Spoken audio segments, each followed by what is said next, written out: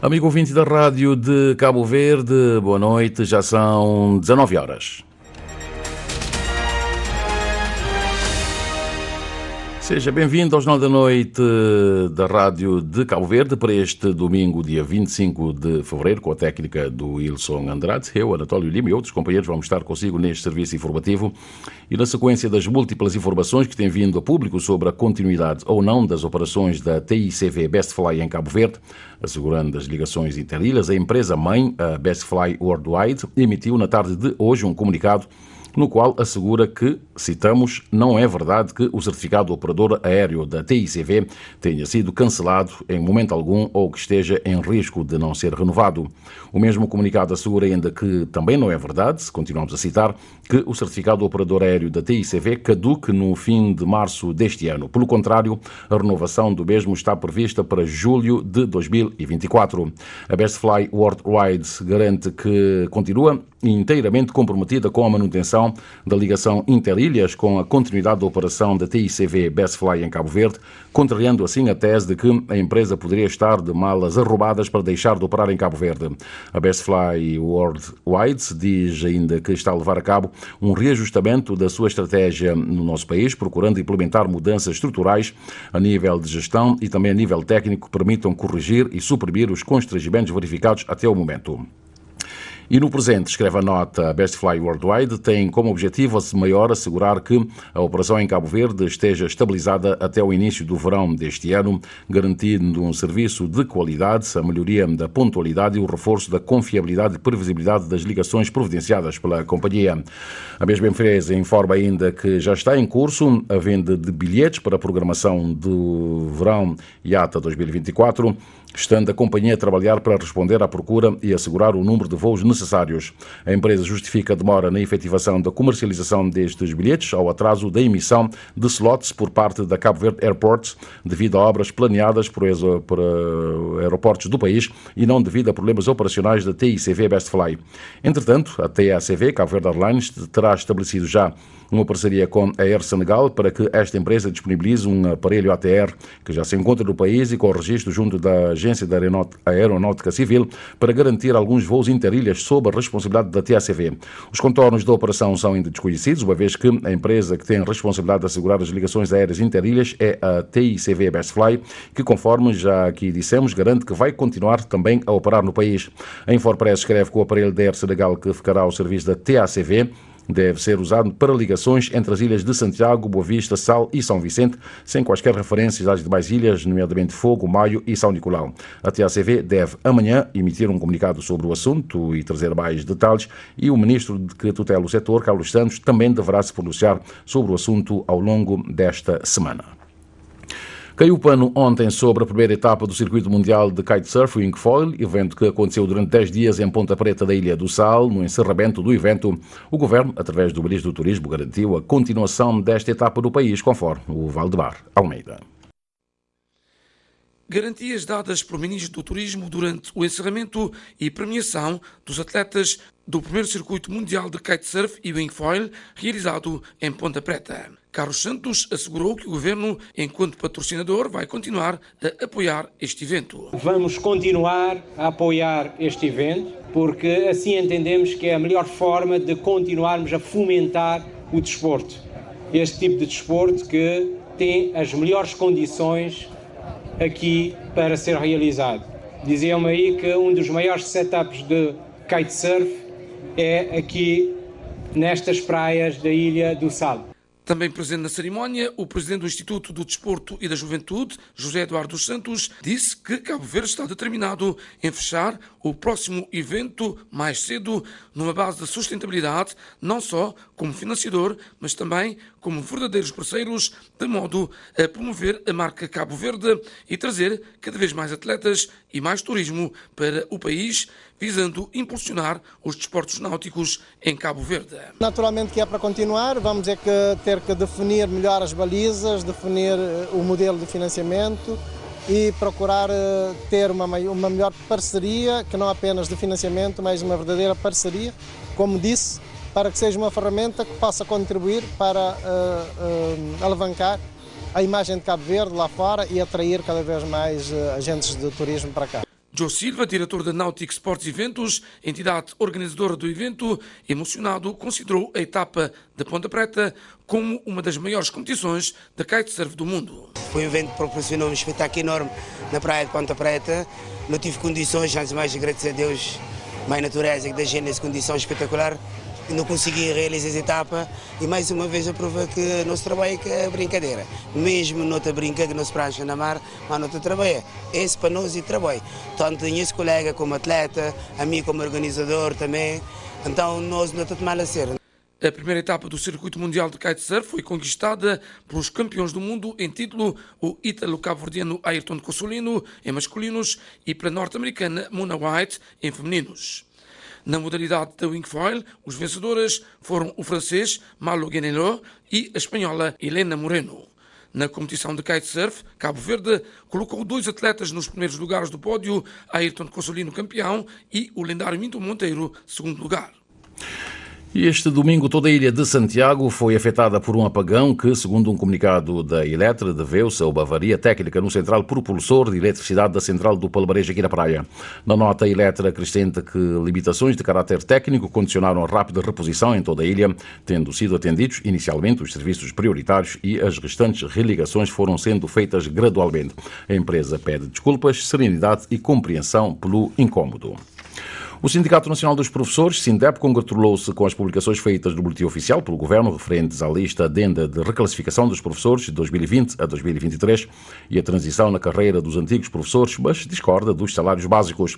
Contudo, o presidente do sindicato, Jorge Cardoso, disse que ainda há assuntos pendentes para serem resolvidos, conforme a Gracete Silva. O Sindicato Nacional dos Professores, SINDEP, congratulou-se com as publicações feitas no Boletim Oficial número 32, segunda série, de 21 de fevereiro de 2024, pelo Ministério da Educação, Finanças e Administração Pública, referentes à lista adenda de reclassificação dos professores dos anos 2020, 2021 e 2023, bem como a transição na carreira dos professores. Jorge Cardoso disse que esta publicação chegou de forma injusta, tardia e que ainda nem todos os assuntos foram resolvidos. De toda forma, congratulamos com essa publicação, mas essa publicação veio de forma tardia e também de uma forma injusta. Injusta porquê? Porque esses professores solicitaram as suas reclassificações e por incompetência ou incúria por parte do Ministério da Educação não foram reclassificados juntamente com os outros professores. E nós já tínhamos questionado ao Sr. Ministro que na publicação deveria ser publicado com o efeito retroativo das publicações anteriores. Isso não aconteceu. E ainda o processo não está concluído, porque nós temos mais professores que ainda estão à espera de reclassificações que não foram efetivadas devido à má interpretação por parte do Ministério da Educação. Os professores que obtiverem novas formações ou graus de licenciatura, mestrado ou doutoramento serão imediatamente reenquadrados na categoria correspondente, avançou Jorge Cardoso. O sindicalista reforça que há casos pendentes a serem resolvidos. Nós temos professores que hoje são mestres e que solicitaram as suas reclassificações, não fizeram essas reclassificações porque entenderam que apenas os licenciados. Mas o que é que o Estatuto diz? O Estatuto diz que os professores são automaticamente reclassificados à medida que adquirem grau mínimo de licenciatura. Daí que ainda temos casos pendentes nessa matéria por resolver. Casos como a situação salarial dos docentes, dos novos professores, a situação da cobertura do INPS, entre outros assuntos ligados à classe, avançou o presidente do SINDEP. Além das reclassificações que saíram, também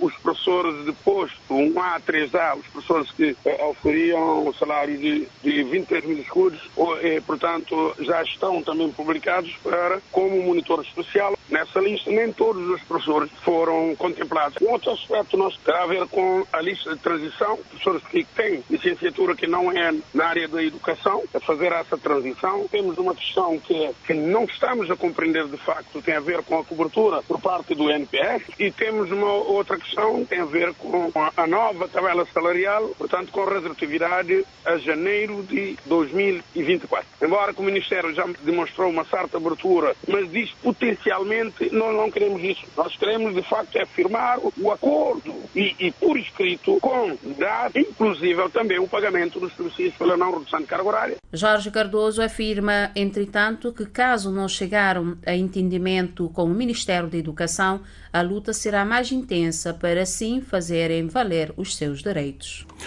E nos últimos dias pouco se tem falado de doentes de dengue em Cabo Verde, o que pode levar-nos a concluir que já estamos livres da doença. Porém, a delegada de saúde da Praia confirma que na semana finda, houve casos de dengue que requereram internamento do Hospital Agostinho Neto, mas as pessoas já tiveram alta, pelo que a situação não é alarmante.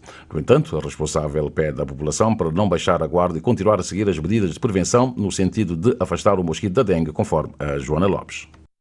Em conversa com a rádio de Cabo Verde, a delegada de saúde da Praia, Olardina Furtado, nos conta que na semana finda houve 3 pessoas internadas no Hospital Universitário Agostinho Neto, mas todas já receberam alta. Durante esta semana tivemos um internamento no Banco de Urgência de Adultos, ficou 2 ou 3 dias internado. Pediatria tivemos 2 internamentos durante esta semana, mas já esses casos foram estabilizados, estão em casa, está tudo sob controle. Neste momento não temos nenhum internamento de dengue. Na segunda-feira houve notificação de 9 casos suspeitos de dengue, mas somente uma pessoa testou positivo, pelo que a situação não é alarmante, avança a delegada de saúde da capital do país. Aqui na Praia a situação está muito mais calma. Neste momento, Praia já não tem muitos casos, temos casos esporadicamente. Na segunda-feira tivemos notificações de 9 casos. Sim, foi o dia em que tivemos mais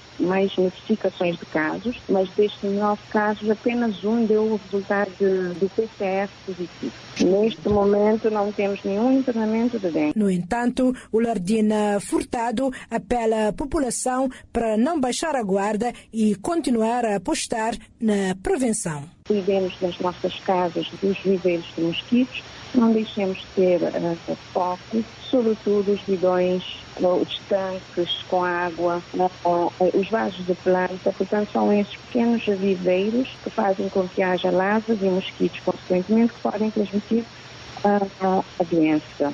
Porque um mosquito infectado pode picar uma pessoa que esteja saudável e passar a doença. Se acabarmos com os focos, acabamos com a doença e ficaríamos mais tranquilos. Convém lembrar que o ressurgimento da infecção foi anunciado no início de novembro de 2023, 14 anos após o surto mais grave de dengue em Cabo Verde, que teve lugar em 2009. Jornal da Noite da Rádio de Cabo Verde, já são 19 horas mais 13 minutos. Neste momento, a seleção cabo-verdiana de basquetebol está a defrontar a sua congénere da Nigéria. Bem-vindo, Neves, boa noite. Cabo Verde, que entra nesta derradeira partida desta fase de qualificação, ainda sem uma derrota, portanto, invicta. Neste momento, o Bem-vindo estava a acompanhar a partida. Qual o resultado e como é que tem decorrido até este momento?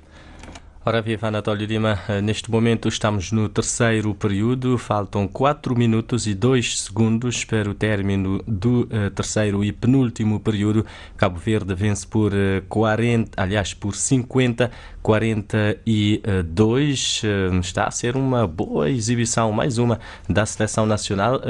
No fim do primeiro período, Cabo Verde perdia por 16-24, mas grande início do segundo quarto para a seleção nacional, conseguiu chegar à frente do placar em 3 minutos e meio apenas. Gianni Spencer marcou no lance individual os 2 pontos que permitiram Cabo Verde passar para a frente e de lá para cá nunca mais a seleção nacional largou à frente do placar. Cabo Verde que em 4 minutos depois, já no segundo período, fez 13 pontos. Depois 17 pontos em 5 minutos, levando o placar para 33-26, pôs um parcial de 17-2. A seleção nacional, entretanto, deixou-se empatar com 33-33.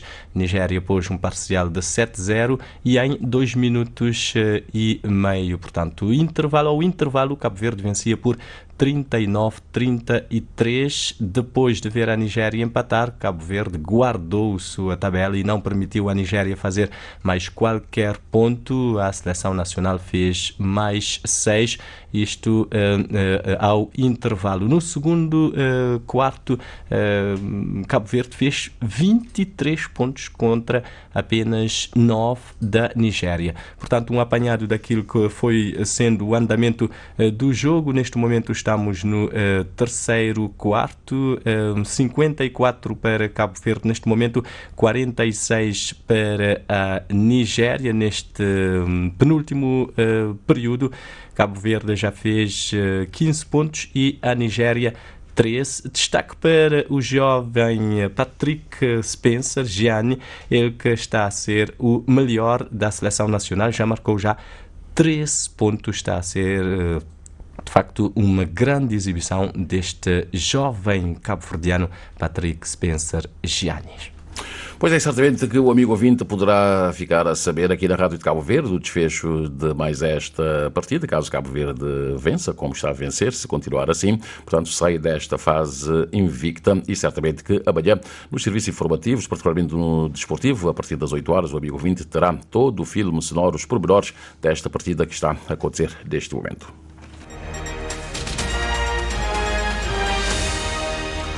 São 9 horas mais 16 minutos e meio. O Governo da Guiné-Bissau anunciou uma atualização dos cadernos eleitorais com vista às legislativas antecipadas em datas que só vão permitir marcar eleições já na época das chuvas.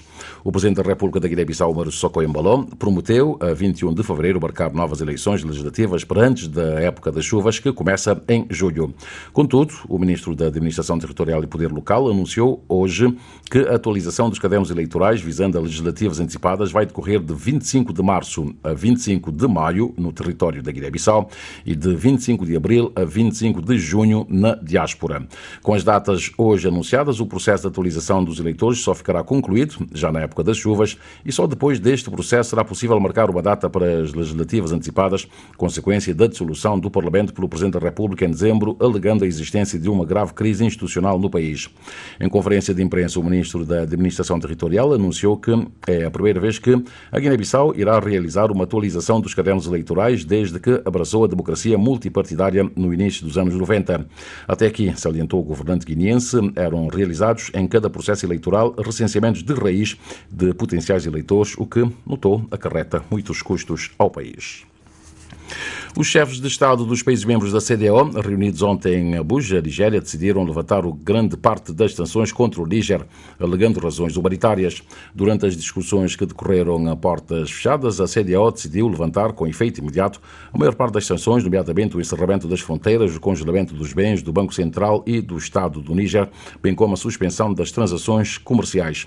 Tal decisão terá sido tomada por razões humanitárias, de acordo com a CEDEAO, e deverá ser interpretada como um gesto de pacificação numa altura em que aquela organização tenta persuadir o Burkina Faso, o Mali e a Guiné-Conakry, todos dirigidos por juntas militares, a manterem-se no grupo, ou seja, na CEDEAO. A organização exortou aos 3 países que reflitam sobre a sua decisão, tendo em conta as vantagens de que beneficiam, sendo Estados-membros. A CEDEAO levantou igualmente algumas das sanções contra a Guiné-Conakry, que, mesmo não querendo abandonar a organização, não se quis comprometer em respeitar um calendário de retorno a um regime democrático. Entretanto, o presidente da Comissão da CEDEAO declarou que certas sanções específicas e políticas contra o Níger foram mantidas sem, no entanto, dar quaisquer detalhes. Os Estados Unidos da América dizem que há um entendimento inicial na negociação sobre reféns e cessar-fogo em Gaza. Os negociadores chegaram a um entendimento sobre os contornos gerais de um potencial acordo para libertar reféns detidos pelo Hamas em troca de um cessar-fogo temporário na faixa de Gaza, disse o Conselheiro de Segurança Nacional dos Estados Unidos da América, Jake Sullivan, à CNN este domingo. Uma delegação israelita, incluindo o diretor do Mossad, Serviço de Informações, Serviços Secretos de Israel, se juntou a negociações com o diretor da CIA, Serviço de Inteligência dos Estados Unidos da América, e também negociadores egípcios e do Qatar em Paris na passada sexta-feira. O Qatar e o Egito servem como intermediários entre o Hamas e Israel, que não conversam diretamente entre si. O Hamas ainda não assinou e qualquer possível acordo final ainda estará, no mínimo, a poucos dias de distância, enquanto os negociadores continuam definindo os detalhes reais. Os representantes de Israel, dos Estados Unidos, do Egito e do Qatar se reuniram em Paris e chegaram a um entendimento entre os quatro sobre como seriam os contornos básicos de um acordo de reféns por um cessar-fogo temporário, disse o Conselheiro de Segurança Nacional dos Estados Unidos da América à CNN. Contudo, o primeiro-ministro israelita Benjamin Netanyahu afirmou também hoje que ainda não está claro se o acordo será adotado nas negociações em andamento, se recusando a discutir detalhes. Ele acrescentou que o Hamas precisa chegar a uma situação razoável. E morreu ontem na Ilha do Sal Eveline Figueiredo, uma das fundadoras e primeira presidente da Morab. A atual presidente da Morab, Maria Aleluia Andrade, lamentou hoje a morte de uma das fundadoras da referida associação, salientando que Eveline Figueiredo foi uma mulher que trabalhou ativamente para melhorar a condição de vida das mulheres cabo-verdianas. Segundo Maria Aleluia Andrade, citado pela Infopress, a falecida deixou um grande legado para o país, realçando que os frutos da sua entrega, dedicação, amor em prol da promoção e melhoria da qualidade de vida são hoje colhidos por todas as mulheres que têm beneficiado dos projetos da Morab. Eveline Figueiredo foi uma mulher que sonhou, melhorou a condição de vida das mulheres cabo-verdianas e, ao lado de outras mulheres e homens, criou e liderou a Morab. Em 1991, quando o pequeno grupo encabeçado por ela fez seu primeiro encontro, o objetivo era apoiar as mulheres que não tinham acesso à educação, serviços básicos de saúde e participação nas atividades sociais, políticas e económicas em Cabo Verde. O velório de Eveline Figueiredo está previsto para amanhã, dia 26, às 10 horas, no Salão da Igreja do Nazareno, no Platô, e a cerimónia fúnebre terá lugar na Igreja Matriz da Praia, às 16 horas, de onde se seguirá para o cemitério da Várzea. À família enlutada da senhora Eveline Figueiredo, os mais profundos sentimentos de pesar. São 9 horas mais 22 minutos, ficamos por aqui. Em nome da equipe que trabalhou para si neste domingo, muito obrigado pela sua preferência e pela sua companhia. As informações atualizadas voltam às antenas da Rádio de Cabo Verde, amanhã, a partir das 6 horas da manhã, no Bom Dia Cabo Verde com Carlos Santos, e às 7 teremos às 6h30 com Júlio Vergos Martins, e às 7 o primeiro jornal. Até lá, continuação de boa noite, boa escuta, obrigado e até amanhã.